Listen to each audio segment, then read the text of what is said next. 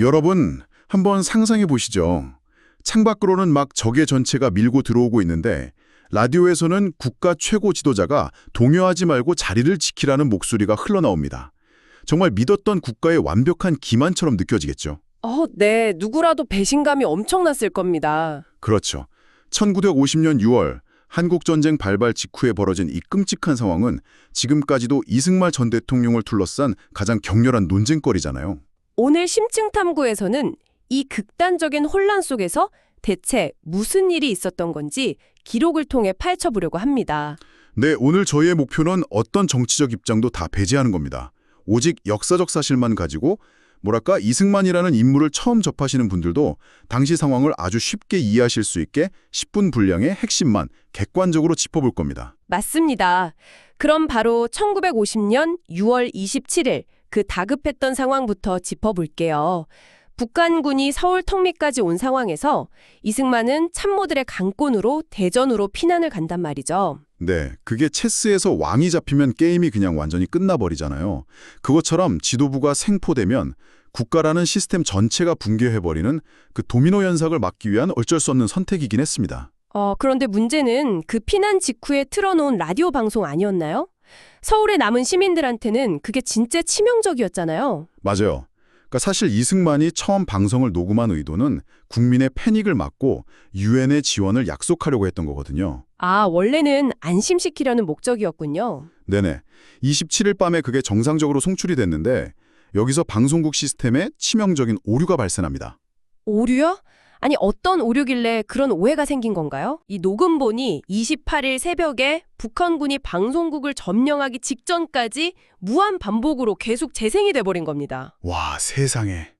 마치 불타는 집 안에 갇혀 있는데 집주인은 이미 빠져나갔으면서 안전하니까 가만히 있으라는 자동응답기 메시지만 계속 틀어놓은 격이네요. 그렇죠. 시민들 입장에서는 대통령이 여전히 서울에 남아서 자신들을 지키고 있는 줄 알았을 테니까요.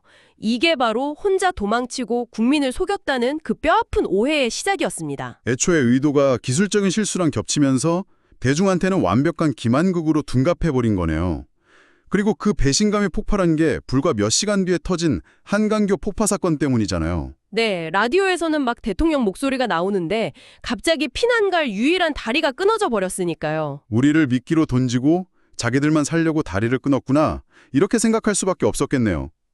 아니 근데 여기서 질문 하나 던져볼게요. 진짜로 지휘부가 시민들을 버리려고 고의로 다리를 끊고 도망간 건가요? 기록을 보면 그건 고의적인 버림이라기보다는 지휘 계통의 완벽한 붕괴가 만든 참사에 가깝습니다. 지휘 계통의 붕괴요? 네, 28일 새벽 2시에 북한군 전차가 서울에 진입했다는 보고를 받고 최병덕 육군 총참모장이 극도의 패닉에 빠져서 공병감한테 즉각 폭발을 명령하거든요. 아니 잠깐만요. 아직 한강 이북에서 우리 아군 주력 부대가 한창 싸우고 있는 중이었잖아요.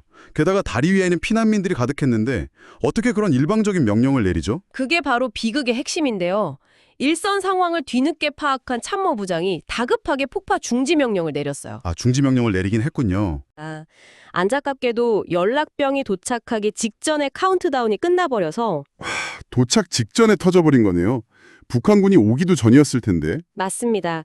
북한군이 한강에 도달하기 무려 6시간 전이었어요. 이 폭파로 시민 800여 명이 사망하고 막대한 병력 손실이 발생했죠. 진짜 참혹하네요. 근데 나중에 이승만 전 대통령이 그 민간인 희생 책임을 물어서 폭파 실무 책임자인 최창식 공병대령을 사형시켰잖아요. 솔직히 이거 최고 통수권자인 본인이랑 지휘부 향한 분노 덮으려고 꼬리 자르게 한 거 아닙니까? 그 부분은 당시에도 그렇고 지금도 논란의 중심에 있습니다. 비록 대통령이 직접 다리를 끊으라고 지시한 적이 없고 군 지휘부의 오판이었다고는 해도요. 그래도 책임은 져야죠. 그렇죠.